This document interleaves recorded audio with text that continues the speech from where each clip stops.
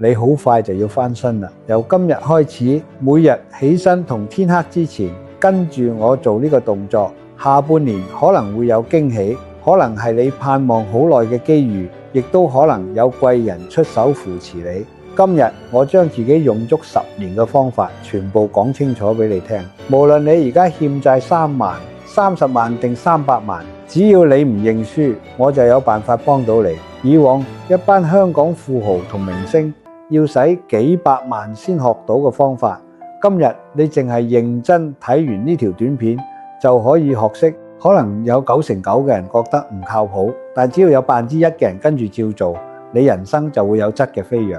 呢個方法就係點香。點香從來唔係迷信，係中國人傳落幾千年嘅靜心智慧。你淨係需要每日朝早同天黑之前，喺房或者客廳各點一支就得。當煙氣緩緩向上飄嘅時候，你要合埋雙眼，心底篤定咁默念：我會越嚟越好，事事順遂，我配得上所有美好事物。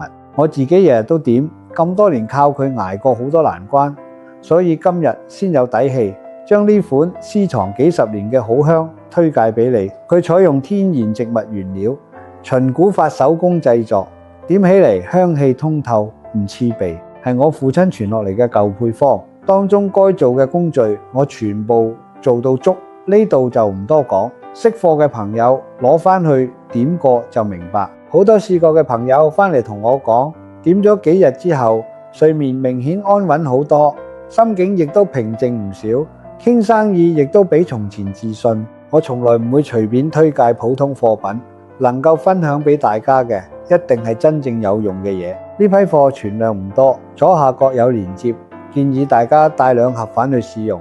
庫存有限，賣晒就唔知幾時先再有補貨。每日留少少時間點香靜心。